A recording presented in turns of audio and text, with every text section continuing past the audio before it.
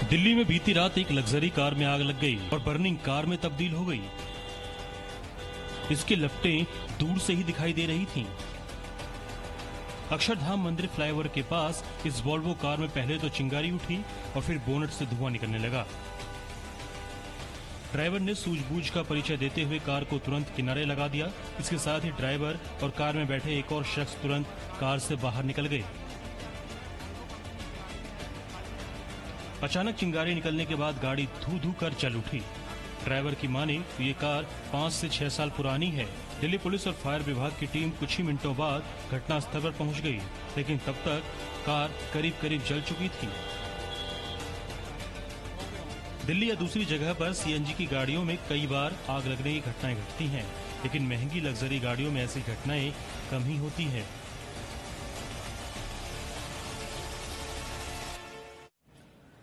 जम्मू कश्मीर के रामबन में भीषण आग में 12 घर जलकर खाक हो गए।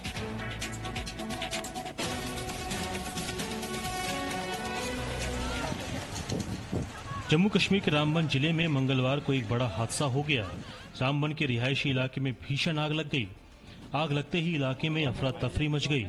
5-6 मकाने जल चुके हैं और आग को कंट्रोल। स्थानीय लोगों ने किसी तरह आग को बुझाने की कोशिश की, लेकिन देखते ही देखते आग ने आसपास के पूरे इलाके को घेर लिया।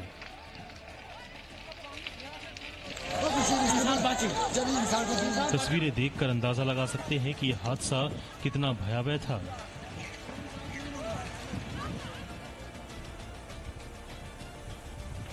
भीषण आग को काबू करने के लिए सेना की मदद ली गई। आग बुझाने के लिए ऑपरेशन शुरू किया गया और फायर ब्रिगेड मौके पर पहुंची, तब जाकर आग पर काबू पाया जा सका। रामबन में हुए इस हादसे में 12 घर पूरी तरह से जलकर खाक हो गए हैं और कई घरों को नुकसान पहुंचा है। तेलंगाना के साइबराबाद में एक बड़े हादसे का वीडियो सीसीटीवी में रिकॉर्ड हो गया है। क्या है ये पूरी खबर, अगले 1 मिनट में दिखाते हैं। तेलंगाना के साइबराबाद में एक कार ने ऑटो को जबरदस्त टक्कर मार दी और यह हादसा सीसीटीवी में रिकॉर्ड हो गया।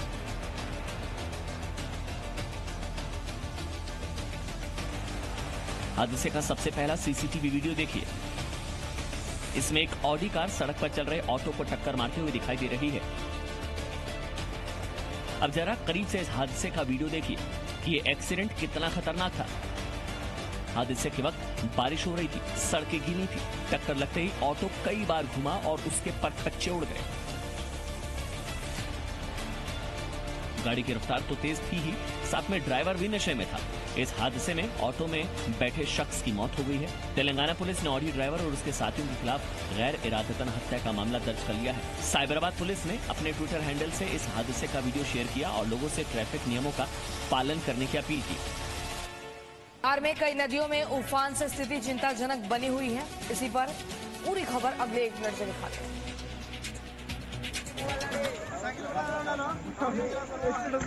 बिहार में आई बाढ़ ने इस दूल्हे को इतना मजबूर कर दिया कि उसे अपनी नई नवेली दुल्हन को कंधे पर बैठाकर नदी पार करानी पड़ी।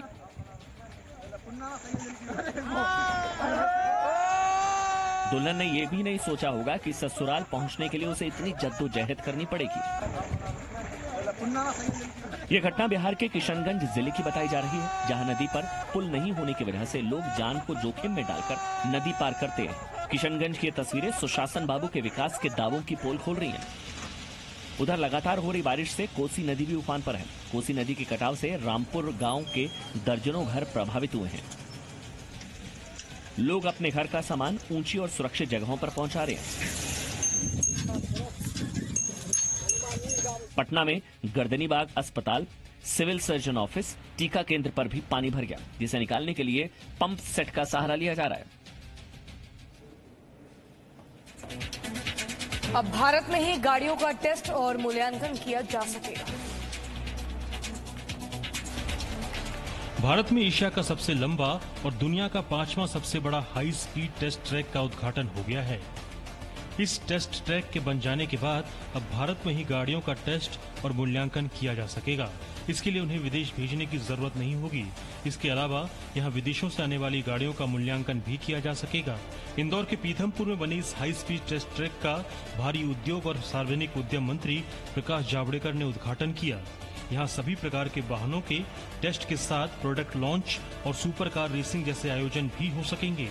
नेटवर्क्स फैसिलिटी की लंबाई 11.3 किलोमीटर है। नया high speed test track oval shaped है और 4 फ्री लेन के साथ 16 मीटर चौड़ा है।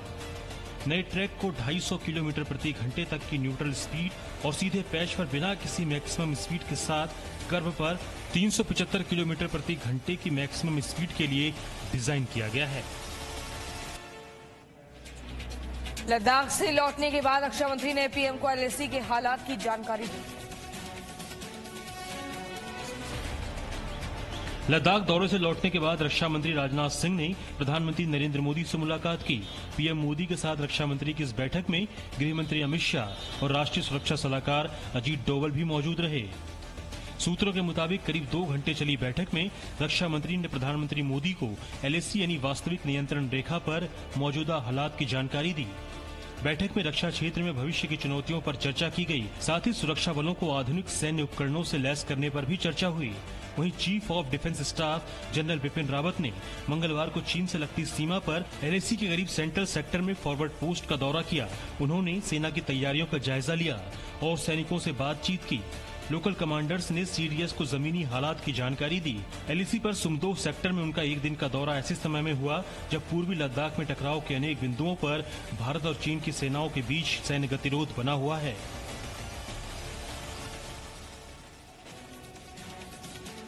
आईटी मामलों से जुड़ी संसदीय स्थायी समिति ने ट्विटर से जवाब मांगा है।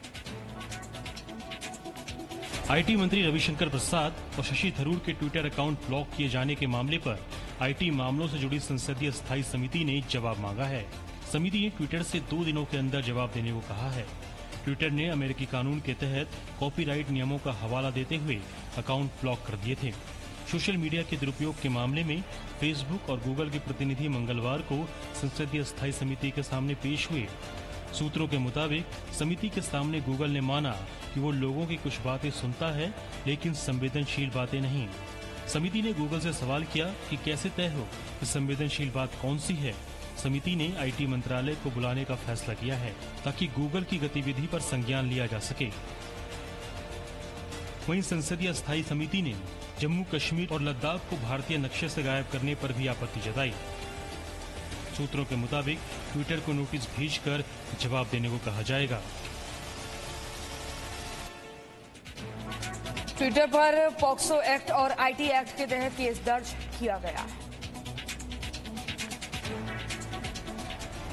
दिल्ली पुलिस की साइबर सेल ने ट्विटर आईएनसी और Twitter communication India private limited के खिलाफ केस दर्ज किया है। National commission for protection for child rights ने बच्चों की अश्लील सामग्री ट्विटर पर लगातार डाले जाने की शिकायत दर्ज कराई थी। ट्विटर पर केस पॉक्सो एक्ट और आईटी एक्ट के तहत दर्ज किया गया है। हमने भारत सरकार की आईटी मिनिस्ट्री को भी ये लिखा है कि जब तक ये बच्चों से साथ होने वाली यौन हिंसा की शिकायतें भारतीय अथॉरिटीज को करना शुरू नहीं कर देते, तब तक बच्चों का एक्सेस इस ट्विटर प्लेटफॉर्म पर बंद कर दिया जाए और बच्चों के सभी खातों को प्रतिबंधित कर दिया जाए।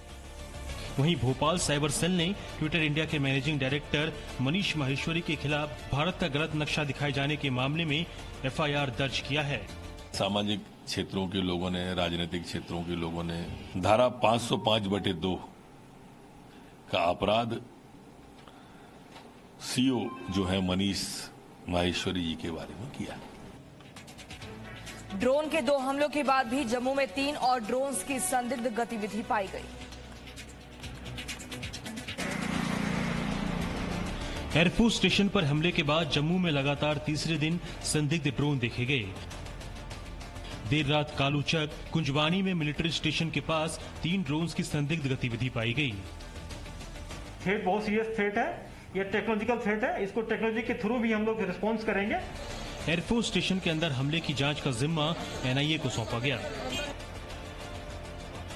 घटनास्थल पर पहुंची एनआईए की टीम हमले में पाकिस्तान की भूमिका की जांच करेगी।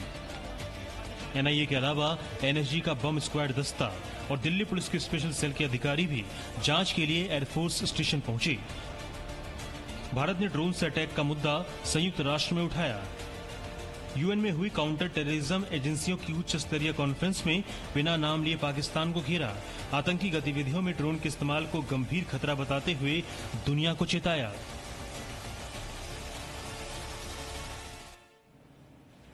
श्रीनगर में कब्जे से छुड़ाई गई सिख लड़की की एक सिख युवक से शादी कराई गई।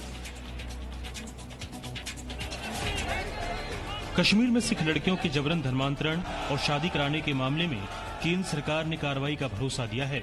सिखों के एक प्रतिनिधि मंडल ने गृह राज्य मंत्री जी किशन रेड्डी से मुलाकात की और धर्मांतरण रोकने के लिए जम्मू कश्मीर में कानून की मांग की। उस चिट्ठी में उन्होंने निवेदन किया है कि जिस प्रकार का कानून यूपी और मध्य प्रदेश में लव जिहाद के खिलाफ है, वैसे कानून कश्मीर में लाना चाहिए।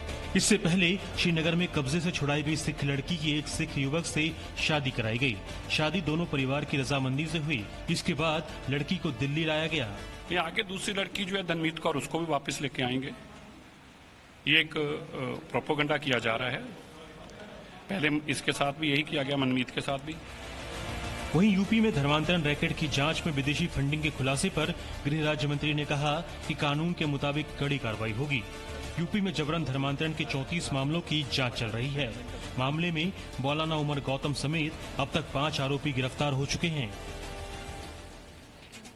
अरविंद केजरीवाल ने हर परिवार को 300 यूनिट फ्री बिजली देने का वादा किया है। दिल्ली के मुख्यमंत्री अरविंद केजरीवाल ने पंजाब विधानसभा चुनाव के लिए दिल्ली की तर्ज पर ही कई बड़ी चुनावी ऐलान किए। केजरीवाल ने कहा कि पंजाब में आम आदमी पार्टी की सरकार आने पर हर परिवार को 300 यूनिट बिजली फ्री देंगे, पुराने बिजली बिल माफ कर देंगे और 24 घंटे बिजली मिलेगा। केजरीवाल ने कहा कि जो उन्होंने दिल्ली में कहा वो करके दिखाया। केजरीवाल हवा में बात नहीं कर रहा, दिल्ली में करके दिखाया है। दिल्ली में भी ऐसी एग्रीमेंट हमारे से पहले वाले करके गए थे। मैंने जैसा बताया दिल्ली में मैंने करके दिखाया है, जैसे दिल्ली में करके दिखाया है पंजाब के अंदर भी करके दिखाएंगे। उधर पंजाब कांग्रेस के अंदर मचे घमासान के बीच नवजोत सिंह सिद्धू कांग्रेस आलाकमान से मिलने मंगलवार को दिल्ली पहुंचे। सिद्धू कल ही राहुल गांधी से मिलने वाले थे, लेकिन मुलाकात नहीं हो पाई। इस पर राहुल गांधी ने खुद कहा कि नवजोत सिंह सिद्धू के साथ उनकी कोई बैठक तय नहीं है। बंगाल हिंसा पर फैक्ट फाइंडिंग कमेटी ने कहा कि चुनाव परिणामों के बाद हुई हिंसा पूर्व नियोजित थी। पश्चिम बंगाल में राजनीतिक हिंसा को लेकर बीजेपी अध्यक्ष जेपी नड्डा ने मुख्यमंत्री ममता बनर्जी पर बड़ा हमला बोला। जहां टीएमसी होगी, जहां ममता जी होंगी, वहां अराजकता होगी, वहां भ्रष्टाचार होगा। इस बात को हमको समझ लेना चाहिए। वहीं चुनाव के बाद हिंसा की जांच के लिए बनी मानवाधिकार आयोग की कमेटी के सदस्य आतिफ राशिद जादवपुर के हिंसाग्रस्त इलाके में पहुंचे तो भीड़ ने उन पर हमले की कोशिश की। पुलिस को ऑलरेडी इन्फॉर्म करा, लोकल पीएम को इन्फॉर्म करा, लोकल पुलिस को इन्फॉर्म करा, no one is present here. इस बीच हिंसा की जांच के लिए बनी फैक्ट फाइंडिंग कमेटी ने गृह मंत्रालय को अपनी रिपोर्ट सौंप दी है। रिपोर्ट में कहा गया है कि चुनाव परिणामों के बाद हुई हिंसा पूर्व नियोजित थी। हिंसा पेशेवर गिरोहों ने की, उन्हें सियासी समर्थन था, संपत्ति, घरों और व्यवसायों को बड़ा नुकसान पहुंचा है। अधिकतर मामलों में लोगों को एफआईआर कराने से रोका गया। लोगों को बदला लेने का डर है, पुलिस पर भरोसा नहीं है। लॉकडाउन के बाद अब लोग घरों से निकलकर पहाड़ी स्थानों की तरफ रुख कर रहे हैं।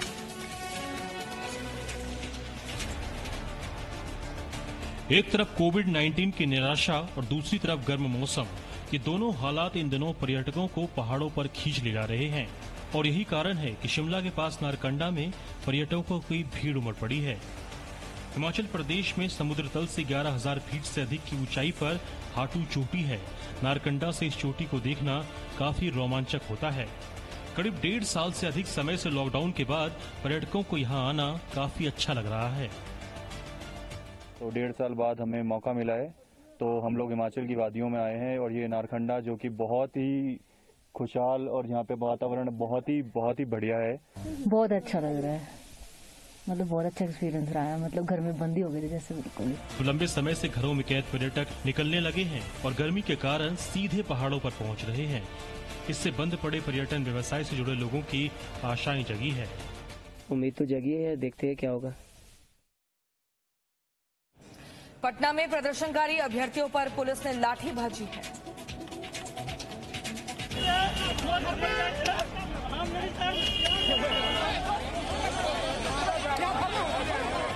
हंगामे की तस्वीरें पटना की हैं, जहां शिक्षा विभाग के खिलाफ प्रदर्शन कर रहे STET अभ्यर्थियों पर पुलिस ने लाठीचार्ज किया।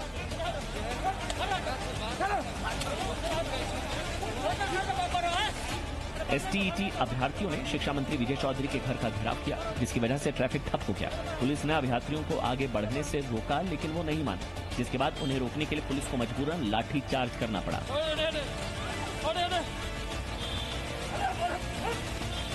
पुलिस ने कुछ उम्मीदवारों को हिरासत में भी लिया,